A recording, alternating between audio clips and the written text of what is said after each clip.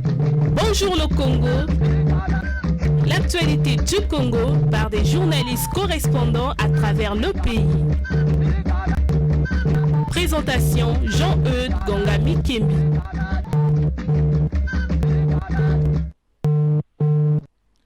Bonjour, c'est avec un réel plaisir que nous vous retrouvons pour ce nouveau numéro de Bonjour le Congo, les voix du Congo pour le monde, le tour des correspondants à travers le pays pour l'actualité et les infos des villes et départements du Congo avec notre réseau de correspondants. Bienvenue et bonnes conditions d'écoute. Dans cette émission, nous irons à Ouesso, dans le département de la Sanga, où la municipalité ne dispose pas d'un service de pompe funèbre. Pas de corbillard, les dépouilles sont transportées vers les cimetières à l'épaule par des jeunes qui en ont fait du business, mais leur moralité laisse souvent à désirer. À Kinkala, dans le département du Poul, nous serons tout à l'heure en ligne avec Souverain de Bitodi, notre correspondant. Il nous parlera de cette situation confuse des enseignants prestataires qui n'ont pas retrouvé leur nom sur les listes du ministère de l'enseignement primaire et secondaire relative au recrutement dans la fonction publique. Ces enseignants soutiennent que leurs noms ont été remplacés par d'autres. À l'UTT, dans le département de la Bouenza, la Sonoc, cette société de production du ciment, accuse la chute de la courbe des recettes. Conséquence, la suppression des primes des travailleurs. Les détails tout à l'heure avec Jimmy Buitemo-Mwanza. Nous ouvrons cette émission par le département de la Sanga, où nous retrouvons notre correspondante Marie Bella, qui nous dit que les cercueils sont conduits dans les cimetières, le plus souvent aux épaules, par des jeunes à la moralité douteuse, qui ont fait de cela leur activité génératrice de revenus. Marie, bonjour. Pouvez-vous nous dire pourquoi les cercueils sont transportés à l'épaule vers les cimetières ? Bonjour Jean-Eudes, bonjour à nos auditeurs. En fait, les raisons sont multiples. On peut citer entre autres l'absence du service des pompes funèbres et de corbillards dans la ville.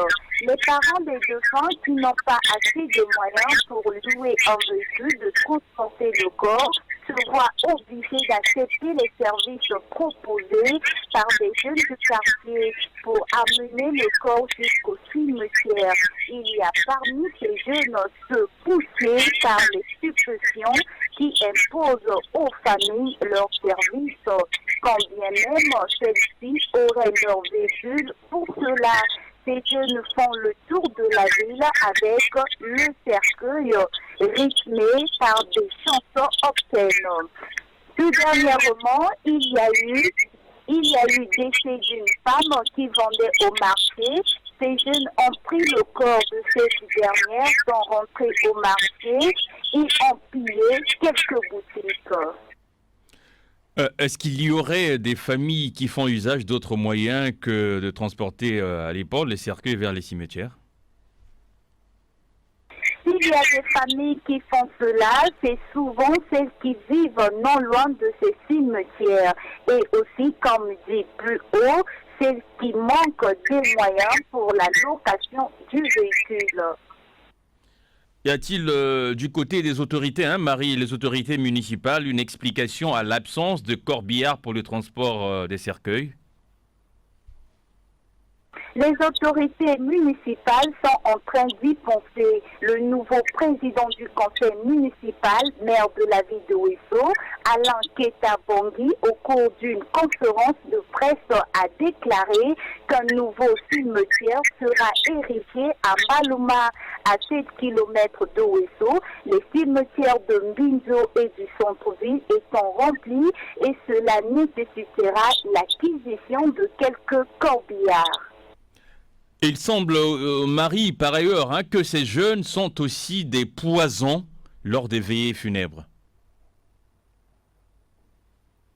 Oui, Jean-Eudes, les citoyens de Ouesso vivent dans la peur quand ces jeunes drogués viennent assister à la veillée, surtout au moment de l'enterrement.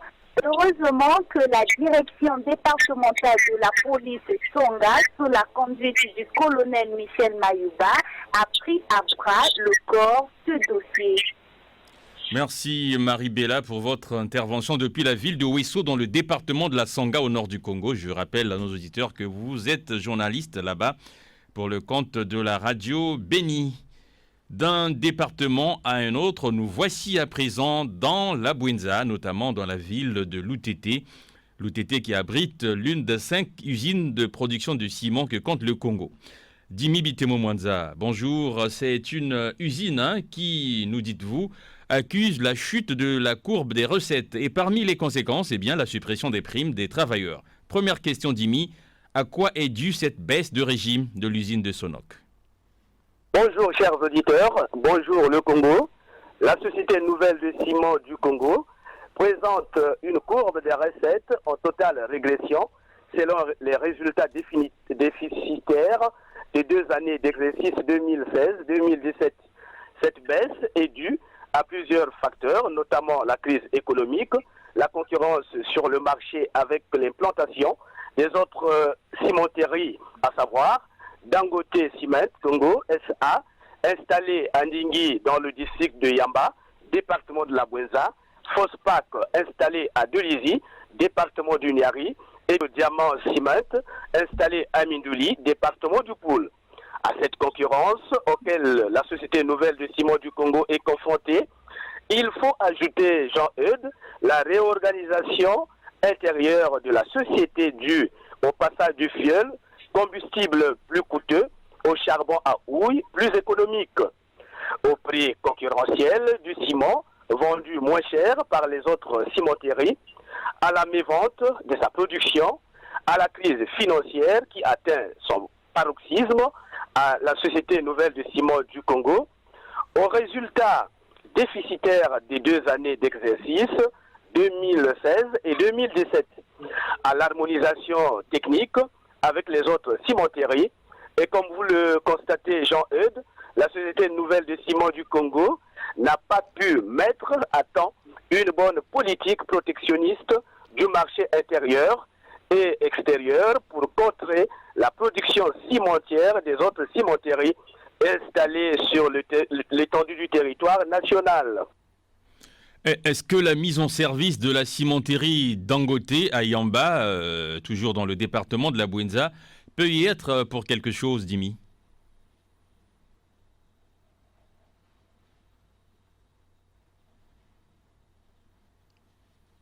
À cette question, Jean-Eudes, l'on peut se permettre, sans risque de nous tromper, de dire que depuis la mise en service des Dangote Cement installés à Yamba, la Société Nouvelle de Ciment du Congo, Sonok, a perdu son leadership dans le département de la Bouenza et même au niveau national, car la cimenterie Dangote, avec sa politique commerciale axée sur l'occupation du marché, est en train d'installer des points de vente dans toutes les villes que compte le département de la Bouenza. En guise d'illustration, 2 points de vente de ciment Dangote sont installés dans la communauté urbaine de Loutete, périmètre de la cimenterie Sonok. Il sied de rappeler que ces 2 cimenteries sont très rapprochées et exploitent les 2 gisements de calcaire dans le district de Yamba. Alors, Dimi, une question toute naturelle. Comment les travailleurs réagissent-ils à ces ponctions opérées sur leur salaire? Tout d'abord, il faudrait signaler qu'avant la ponction opérée sur les primes et salaires des agents Sonok, les patrons de cette société avaient présenté un plan de sauvetage qui prévoyait la mise au chômage économique d'un collectif de 192 travailleurs. Seulement, ce plan a été rejeté en bloc par l'ensemble des travailleurs au cours d'une assemblée générale convoquée en date du 24 mars 2018. Car derrière ce plan, certains observateurs voyaient les signes d'un licenciement d'une partie des travailleurs. C'est donc autour d'un bras de fer que les responsables syndicaux des travailleurs et ceux du syndicat patronal se sont retrouvés dans la commission de litige présidée par M. Profénant Brunel Madiala, directeur départemental du travail. Après des débats sereins, francs et fructueux, dans le but de sauver l'outil de travail et la vie sociale des travailleurs, la solution acceptée de commun accord est le rabattement des salaires de base ainsi qu'il suit. La suppression des primes et indemnités, le rabattement des salaires de base, plus l'ancienneté suivant les taux ci-après. Hors cadre, 30%, cadre de 10 à 11, 25%, agent de maîtrise 8 à 9, 20%, ouvriers et employés de 1 à 7, 15%. Cette mesure a pris effet depuis le 4 avril 2018. La première évaluation sera convoquée par l'employeur le mardi 10 juillet 2018 et la deuxième évaluation, elle sera convoquée le 16 octobre 2018 par l'intersyndicale. Alors, Dimi, est-ce que les gestionnaires de la société Sonoc se sont exprimés sur cette baisse des recettes pour en évoquer les causes? Tout à fait, Jean-Eudes.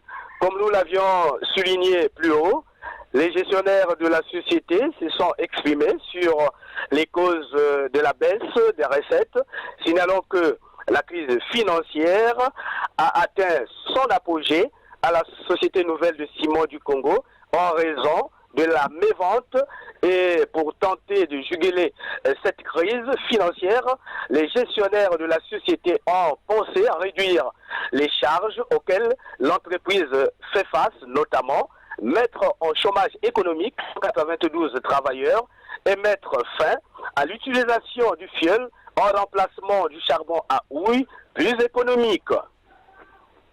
Dimi, dernière question. Est-ce que, au-delà de cette suppression des primes, les travailleurs redoutent bien plus pour l'avenir?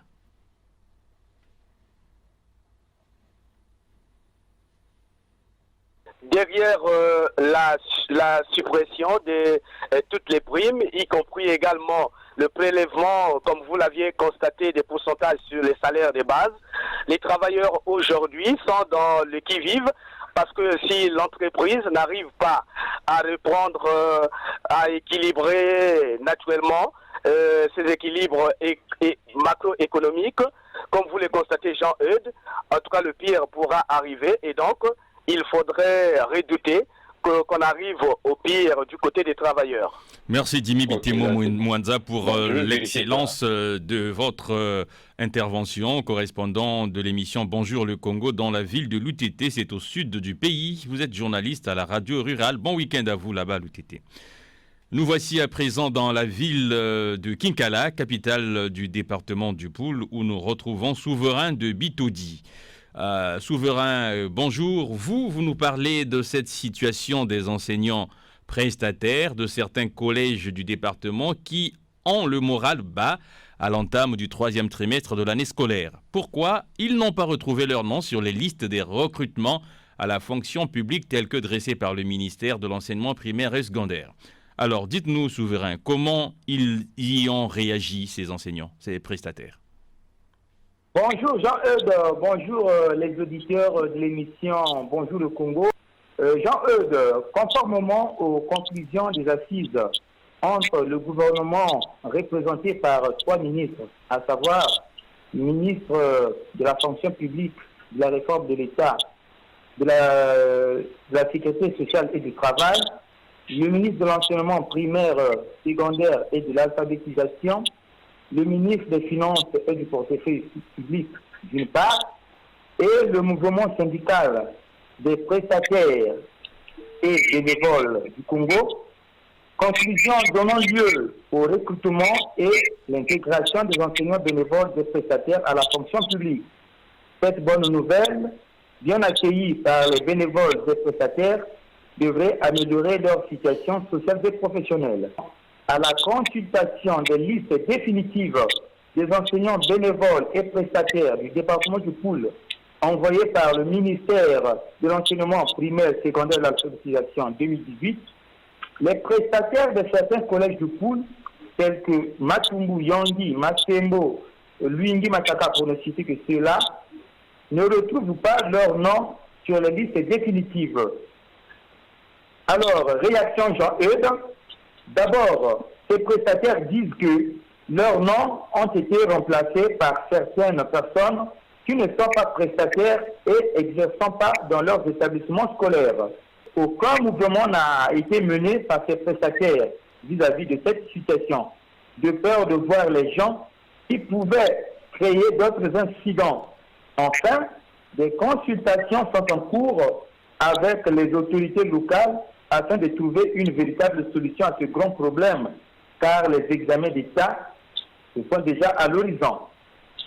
Vous parlez des tractations avec les autorités chargées de l'enseignement au niveau départemental. Nous y reviendrons tout à l'heure. Mais d'abord, une question. Est-ce que malgré tout, ces enseignants prestataires se sont engagés à reprendre le service après les congés de Pâques? Malgré ce nuage noir, ils se sont engagés quand même à reprendre le service dans leurs écoles respectives après ces congés de Pâques. Mais pas du tout contents, mais plutôt avec des sentiments de désolation et de tristesse. Alors, donc, ces prestataires ont été reçus par les autorités départementales de l'enseignement. Alors, quelles sont les conclusions de cette rencontre souverain? Les prestataires ont été reçus par les autorités départementales de l'enseignement du Poul. Ils leur ont demandé de faire les réclamations aussitôt à la direction départementale de l'enseignement primaire secondaire de la préfecture du Poul. Ces prestataires qui, après avoir fait leur réclamation, pensent que ce message n'a pas été de bon goût de leur part. Par ailleurs, ils suggèrent au ministre de l'enseignement, c'est-à-dire au ministère de tutelle, de réviser les listes du CG du Poul à travers un vrai contrôle physique sur le lieu, à travers donc un grand contrôle sur le lieu, donnant lieu à un fichier fiable digne de son nom de vrais prestataires.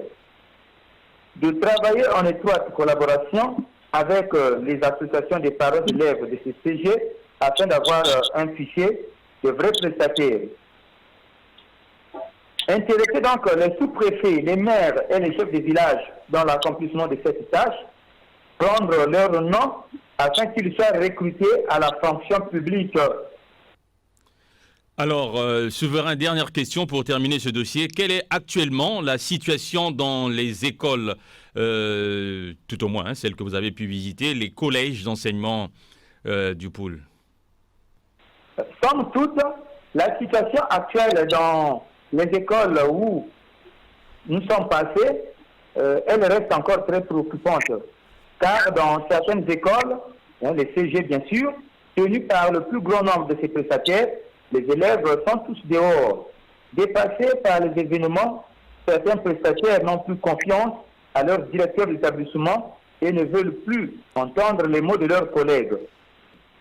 Du côté des associations de parents d'élèves, par contre, ils condamnent ce genre de comportement qui peuvent entraîner le chaos à la prochaine rentrée scolaire, car le nom et prénom de leurs prestataires ne figurent pas sur les listes définitives des bénévoles et prestataires qui seront intégrés à la fonction publique cette année.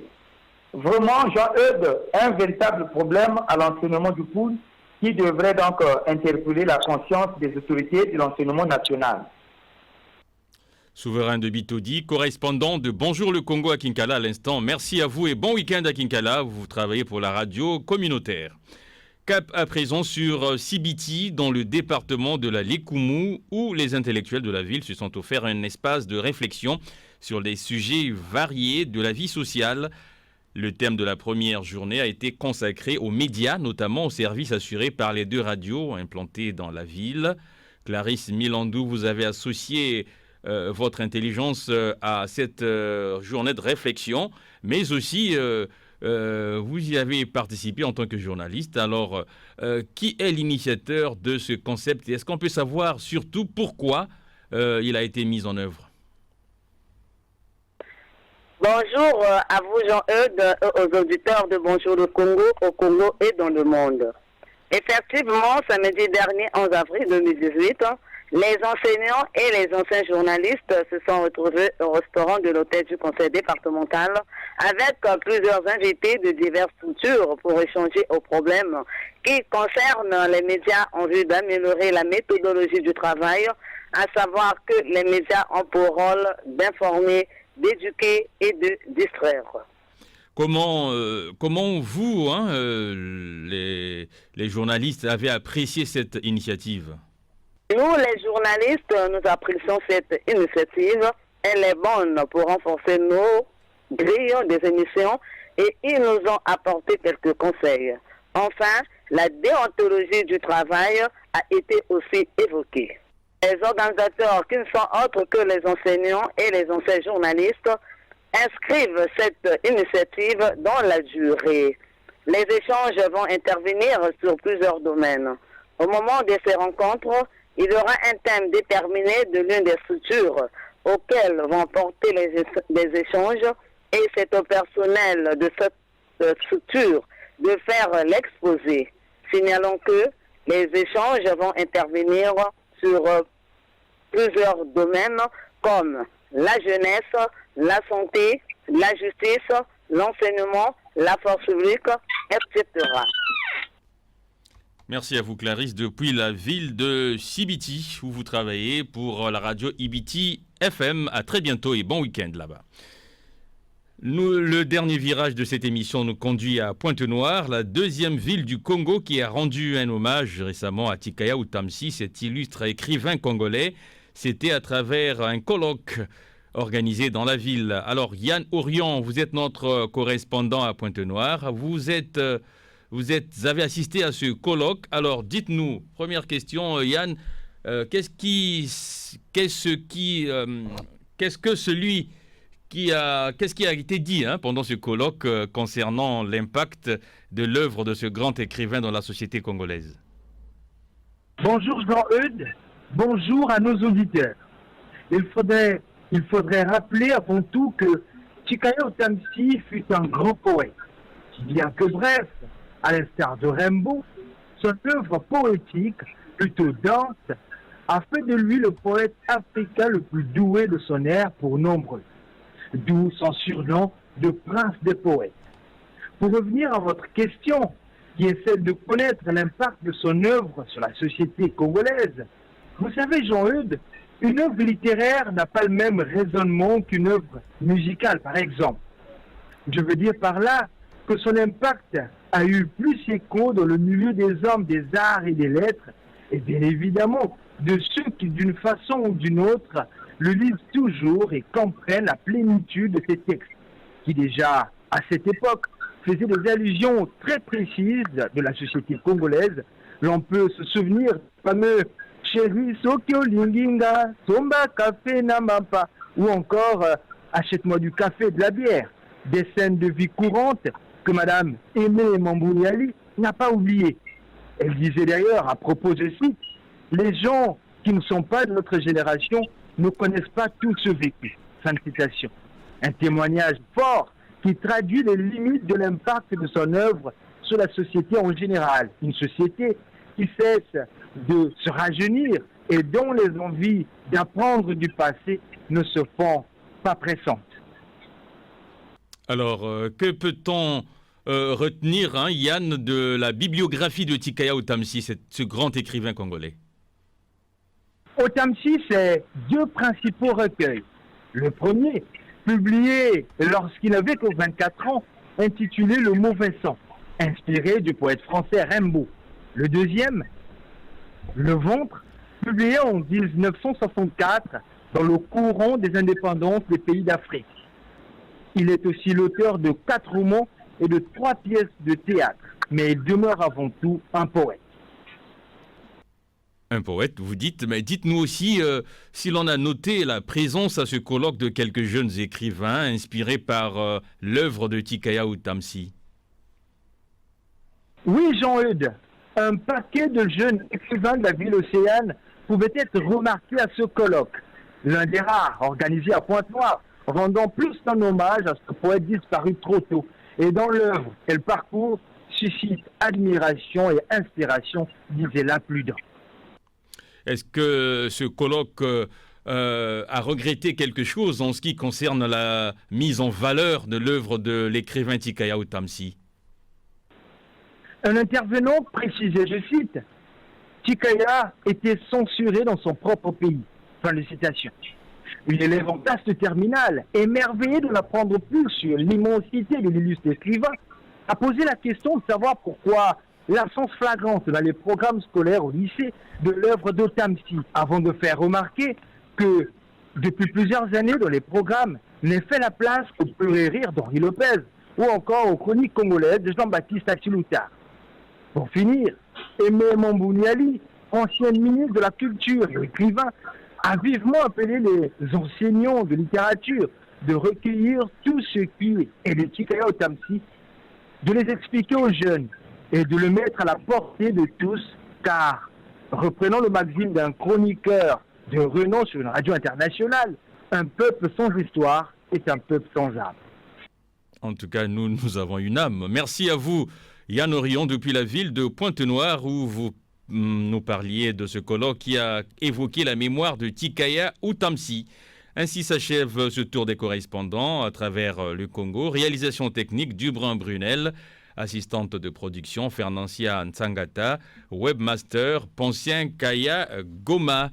Vous pouvez réécouter ce programme en podcast sur le site www.groupecongomedia.com dans la rubrique productions audiovisuelles ou en cliquant sur l'onglet Bonjour le Congo à la page d'accueil du site. Retrouvez nos radios partenaires, diffuseurs sur la page Facebook de l'émission. Tapez Bonjour le Congo, un numéro de téléphone pour nous contacter, le 06 512 54 97, précédé du 00242 si vous êtes à l'étranger. Une adresse mail bonjourlecongo@gmail.com. Merci à vous qui nous écoutez sur l'ensemble des radios partenaires à travers le Congo. Au revoir et à très bientôt. C'était Bonjour le Congo. L'actualité du Congo par des journalistes correspondants à travers le pays. Présentation Jean-Eudes Gongami Kembi.